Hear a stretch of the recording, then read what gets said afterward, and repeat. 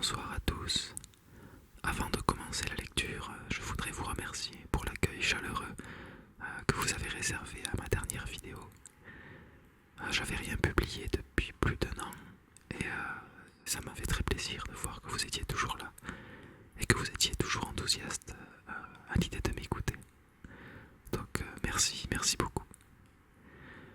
Je tenais aussi à remercier ceux qui ont acheté mon livre. N'hésitez pas à me dire ce que vous en avez pensé et s'il vous a aidé. Dans l'onglet à propos, je vous ai mis un lien de téléchargement vers un exemple de calendrier à cocher pour suivre votre régularité. Au début, je voulais en mettre un à la fin du livre, mais bon, ça aurait été beaucoup trop petit. D'ailleurs, je devrais peut-être mettre les mandalas aussi. Comme ça, vous les aurez en plus grand, mais bon, il faut les imprimer, c'est ça l'inconvénient.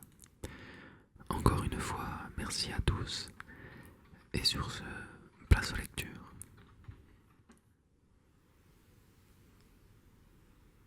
Il était une fois un roi et une reine qui étaient très malheureux car ils n'avaient pas d'enfants.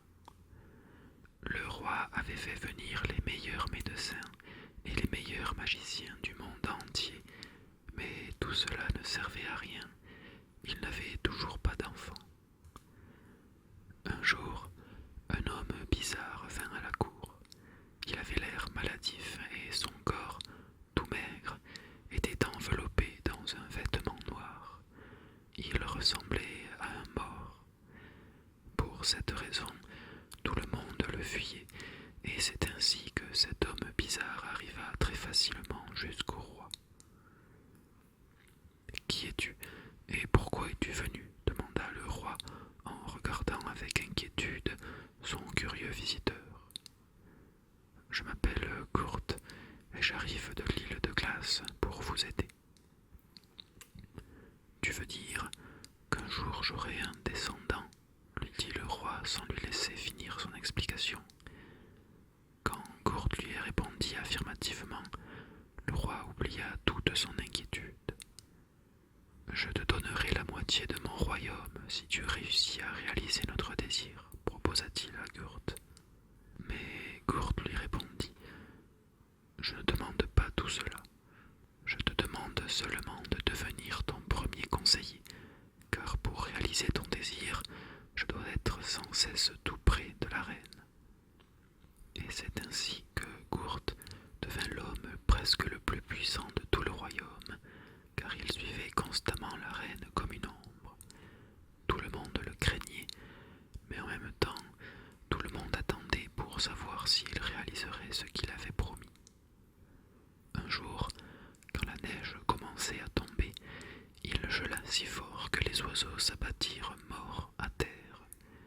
La reine était en train de regarder par la fenêtre lorsqu'elle vit tomber dans la neige un corbeau dont le bec était tout ensanglanté. « Ah, si je pouvais avoir une fille comme cela, soupira la reine. Avec les joues blanches comme la neige, les lèvres rouges comme du sang, et les cheveux noirs comme les plumes de ce corbeau. Tout cela se réalisera bientôt, madame, répliqua Gurt, et il ajouta pour lui-même à voix basse. Et tu la haïras jusqu'à la mort. Peu de temps après, la prédiction du conseiller se réalisa. La princesse Ingeborg vint au monde et, depuis sa toute première jeunesse, elle fut la plus belle princesse qu'on eût pu imaginer. Tout le monde l'aimait, c'était le roi qui la chérissait le plus, mais personne ne s'aperçut que la seconde partie de la prédiction de Gurt commençait également à se réaliser. La reine n'aimait pas sa fille, et ceci à tel point qu'elle préférait ne pas la voir. Ingeborg fut alors confiée à une vieille bonne. Tout le monde aimait Ingeborg pour sa gentillesse et pour sa grâce. La princesse, elle, craignait seulement Gurt. Un jour, la reine tomba malade. Personne ne put la guérir car c'était une maladie inconnue. Le conseiller ne put rien faire pour elle des heures auprès du lit de la malade, lui faisant prendre diverses tisanes tout en prononçant des formules magiques, mais tout était vain. Un soir, ayant vu que la malade perdait rapidement ses forces, il lui dit: « Je suis un magicien très puissant, mais les forces malsaines qui ont été envoyées par ta fille, Ingeborg, sont plus fortes que moi. Elle te hait et tu vas mourir. Mais je peux te promettre une chose, tu seras vengé. Dis-moi ce que tu souhaites. »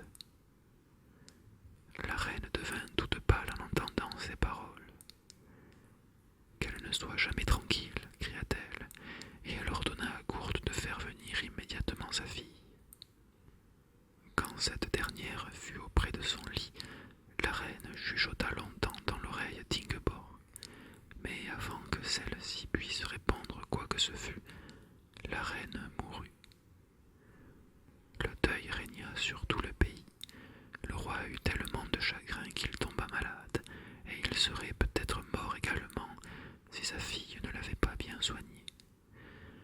Bientôt le roi guérit, et il reprit ses fonctions royales. Mais la cour, où jadis on entendait les rires, fut aussi triste que le roi. Alors, tous les ministres du roi se mirent à réfléchir pour savoir comment remédier à cette situation. Ils décidèrent d'aller de par le monde pour trouver une nouvelle épouse au roi. Ils montèrent à bord d'un vaisseau et leur voyage commença. Ils naviguèrent longtemps, ils visitèrent beaucoup de pays où les femmes étaient belles comme la pleine lune, mais ils ne purent jamais se mettre d'accord sur celle qu'ils devaient choisir. Ils traversèrent ainsi le monde entier, et il ne resta plus que l'île de glace. Là, il faisait si froid que les messagers s'empêtrèrent dans leurs manteaux de fourrure, souhaitant plutôt retourner tout de suite dans leur pays, toutes voiles déployées. Pour cela, ils furent tout heureux que le vent favorable chassât leur vaisseau justement à la ville royale. Le souverain de l'île de glace les reçut avec tous les honneurs, et quand ils lui expliquèrent pourquoi ils venaient, il leur dit: « Je n'ai plus personne, sauf ma fille Hilda, et je serai content qu'elle devienne l'épouse de votre roi. J'ai peur que, si elle reste à l'île de glace, elle ne suive le sort de son frère. Qu'est-il arrivé à ton fils, Seigneur ? Voulurent savoir les ministres. Un jour, il y a de cela plusieurs années, il est parti dans les montagnes et il n'est jamais revenu. Il est possible qu'il ait été la victime des animaux sauvages ou qu'il soit mort sous une avalanche. Mais les pêcheurs racontent que dans les montagnes vit un méchant sorcier. C'est lui, dit-on, qui aurait provoqué ce malheur. » Les ministres écoutèrent l'histoire que le roi leur raconta et, peu de temps après, ayant trouvé sa fille Hilda très jolie, ils prirent avec elle le chemin du retour. Après le mariage royal, la nouvelle reine dissipa rapidement le chagrin du roi. Elle fut gentille avec tout le monde et, surtout, elle essaya de conquérir sa belle-fille Ingeborg. Mais celle-ci la fuyait dès qu'elle le pouvait. Depuis la mort de sa mère, elle était devenue la princesse la plus triste du monde entier. Hilda essaya vainement de découvrir la raison de son chagrin. Un jour, elle invita Ingeborg à faire une promenade dans la forêt. Elles marchèrent longtemps, traversant des rivières et des champs de bruyères, jusqu'à ce qu'elles arrivassent devant un profond ravin. « Je suis si malheureuse que j'ai bien envie de sauter dans ce ravin, » geignit la princesse. Mais sa belle-mère l'embrassa gentiment et lui dit doucement: « Dis-moi ce qui te chagrine, tu verras que je t'aiderai. » Et la princesse se mit à parler. « Avant que ma mère ne meure, quelqu'un lui a dit que j'étais cause de sa maladie. Et juste avant de rendre l'âme, elle m'a maudite pour que je ne sois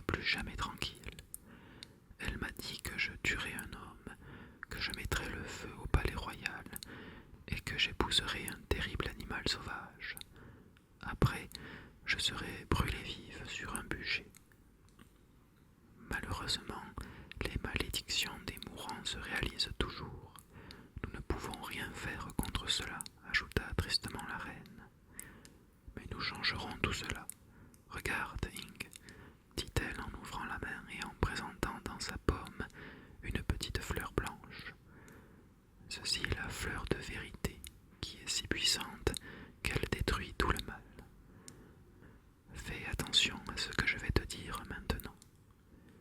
Je vais planter cette fleur au sommet de ce rocher escarpé, et tu déclareras partout que tu n'épouseras personne d'autre que celui qui arrivera à arracher cette fleur et à te la porter. Tu sauras la suite plus tard. La princesse Ingeborg obéit, et dès le lendemain matin, des messagers partirent à travers le pays pour faire savoir à tous les habitants la décision de la princesse. Peu de temps après, de nombreux étendards bariolés flottèrent au château. Des candidats venus de tout le royaume se présentèrent. Il y avait des princes et des ducs, des comtes et des barons, et même des chevaliers errants. Des équipages luxueux envahirent la cour, et dans les écuries royales, on voyait les chevaux les plus rasés. Cela n'avait rien d'étonnant, car Ingeborg était la plus belle princesse du monde. Mais très tôt, ils découvrirent tous qu'il n'était pas très facile de cueillir la fleur blanche. Le rocher était lisse comme de la glace, et aucun des prétendants ne put grimper jusqu'au sommet. Combien de fois jetèrent-ils sur le sol, et combien de fois a-t-on compté jusqu'ici de nez cassés? Mais comme personne ne fut gravement blessé, ce fut un grand divertissement pour tous, et même la princesse rit de bon cœur. Mais elle cessa de rire quand le conseiller Kurt demanda, lui aussi, la permission d'essayer de cueillir la fleur blanche. Ingeborg observa avec inquiétude que facilement il s'élevait mètre par mètre. Il eut un sourire méchant et, plus que jamais, il ressemblait à la mort. Il arriva vite au sommet. « Je me réjouis à la pensée de notre futur mariage, ma petite princesse, » cria-t-il victorieusement, et il tendit la main pour cueillir la fleur blanche. Mais, malgré tous les efforts qu'il déploya, il n'arriva pas à arracher la fleur. Il essaya encore une fois de toutes ses forces. Brusquement, la fleur se détendit comme un ressort. Kurt perdit l'équilibre et tomba dans la mer. Les vagues se levèrent, mugirent, puis se calmèrent. Le méchant conseiller avait disparu à jamais dans la mer. Tout le monde fut pétrifié de peur, et dès qu'ils eurent repris leur souffle, tous ces princes, ducs, comtes, barons et chevaliers rejoignirent rapidement leurs chevaux et équipages pour repartir aussitôt chez eux. Quel mauvais sort la princesse Ingeborg voulait-elle jeter sur eux? Seule, la reine dit à voix basse à sa belle-fille. Kurt n'a obtenu que ce qu'il méritait, mais tout n'est pas encore gagné. Tiens, je te donne une pelote de fil. Si tu devais aller n'importe où, déroule le fil derrière toi, et quand tout ira mal pour toi, appelle-moi. Là-dessus, la reine partit et Ingeborg se dirigea vers sa chambre. Au milieu de la nuit, elle fut réveillée par d'étranges bruits de pas dans le couloir. Puis, d'un seul coup, la porte s'ouvrit et sur le seuil de celle-ci, elle vit un être laid qui ne ressemblait pas du tout à un être humain. Entre ses deux joues toutes noires, on distinguait un nez crochu comme un bec d'oiseau. Dans sa bouche grande ouverte, luisaient des dents affreuses, et au lieu de cheveux sur la tête, il avait de longs poils gris. Il portait une veste d'écailles de poisson et un pantalon en cuir. Mais au lieu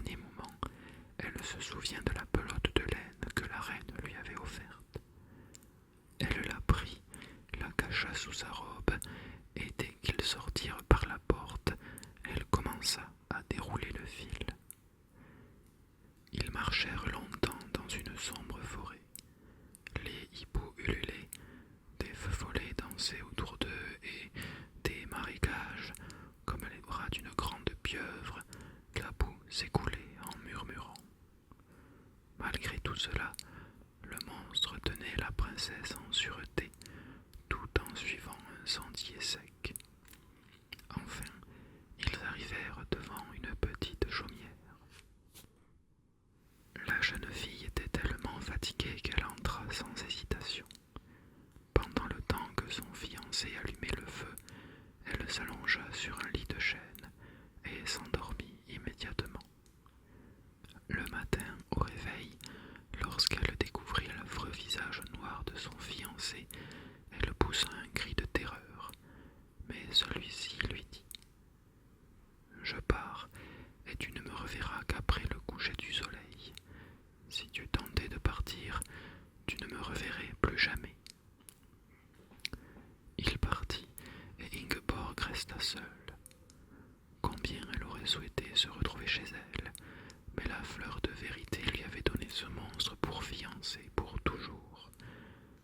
Si seulement elle pouvait parler avec la reine. Soudainement, elle entendit devant la porte des pas légers. C'était sa belle-mère. « Je sais ce qui te chagrine, Ing, » lui dit-elle. « Maintenant, viens avec moi au château. Il n'y a plus personne, car tout le monde te cherche. J'ai enlevé tous les objets de valeur, alors quand tu mettras le feu, seuls les murs brûleront. » « Dois-je mettre le feu au château ? » ?»« Oui, répondit gravement la belle-mère. « De cette façon, la prédiction de ta mère se réalisera sans que tu fasses de mal à personne. » Et il en fut ainsi. Le château royal fut brûlé complètement, et la princesse, suivant le conseil de sa belle-mère, retourna dans la chaumière et attendit son fiancé. Il arriva dans la soirée, au coucher du soleil. « Je vois que tu ne m'as pas quitté, dit-il avec un sourire. Mais pour me prouver que tu m'aimes, il faut que tu m'embrasses. » La jeune fille fit appel à tout son courage et embrassa la tête noire du monstre. Quel miracle! Elle était entre les bras d'un beau prince. « Je suis le frère cadet de ta belle-mère, la princesse de l'île de glace, expliqua-t-il. Je ne suis pas mort sous les avalanches, je n'ai pas été la proie des animaux sauvages. Le méchant sorcier Gurt m'avait changé en un monstre parce que je voulais qu'il partît de nos montagnes. Rien d'autre que l'amour et le baiser d'une véritable princesse ne pouvaient me rendre mon visage humain. » « Alors, Gurt était un véritable sorcier, s'écria Ingeborg, et elle raconta au prince tout ce qui lui était arrivé.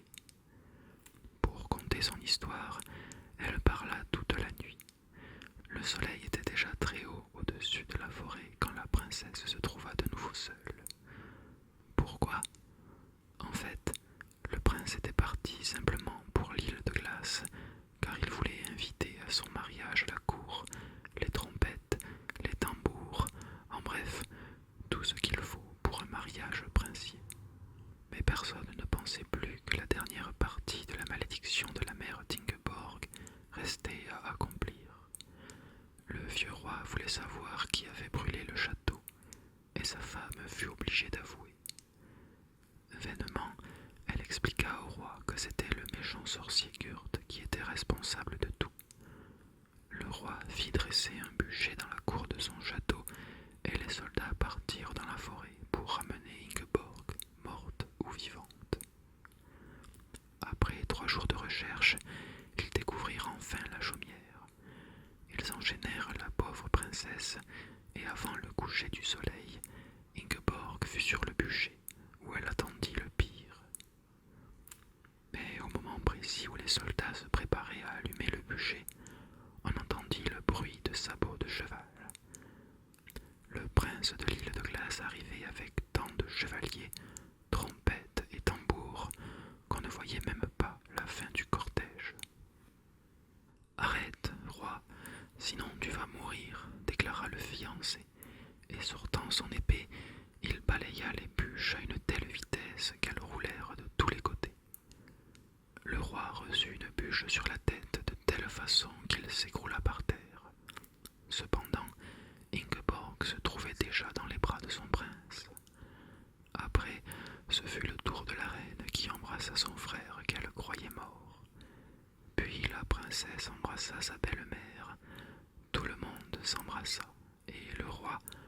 assis par terre, une grosse bosse au front, comprit tout.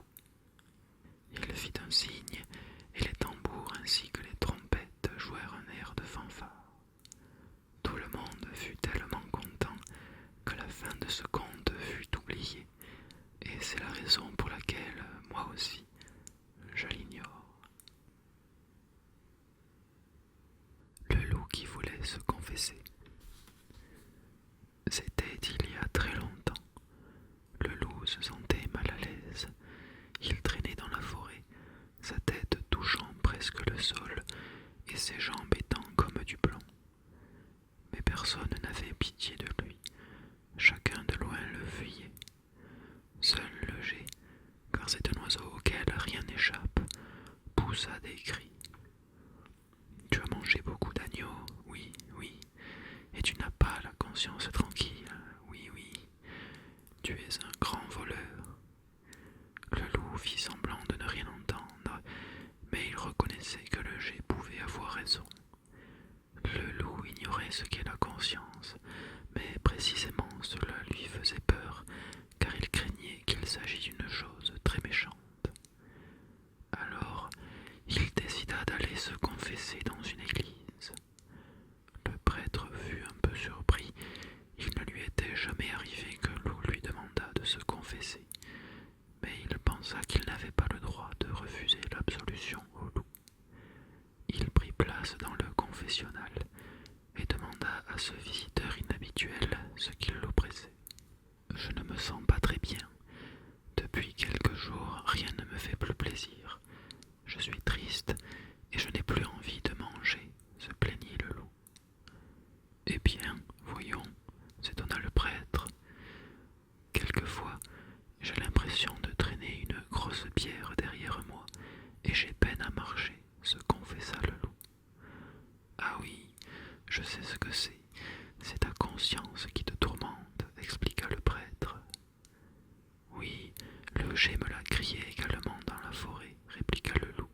« Mais je ne sais pas pourquoi ce serait précisément à moi que cela arrive, car il me semble avoir la conscience tranquille. »« N'as-tu pas massacré suffisamment d'animaux ?» lui rappela le prêtre. « Et maintenant, tu es couvert de sang. »« Oui, c'est vrai, j'ai tué beaucoup d'animaux, mais je ne pense pas avoir été si méchant pour ne pas obtenir l'absolution, » rétorqua le loup. « Mais tu sais, pour gagner le pardon, il faut que tu regrettes profondément ce que tu as fait. De toute façon, tu n'as rien fait de bon jusqu'à présent, » dit sévèrement le prêtre. « Moi, je n'ai rien fait de bon, » hurla le loup offensé. « Tu sais bien, monsieur le curé, que j'aurais pu tuer beaucoup plus d'animaux. Je pouvais par exemple tuer les moutons et les agneaux, les chèvres et les chevreaux, les vaches et les veaux, les chevaux et les poulains, et j'aurais pu aussi goûter au sang humain de temps en temps. On dit qu'il est très bon et d'une saveur agréable. Je crois volontiers qu'un assassin comme toi est capable de faire tout cela, » s'écria le prêtre. « Mais tu sais que je ne l'ai pas fait. Rends-toi compte, monsieur le curé,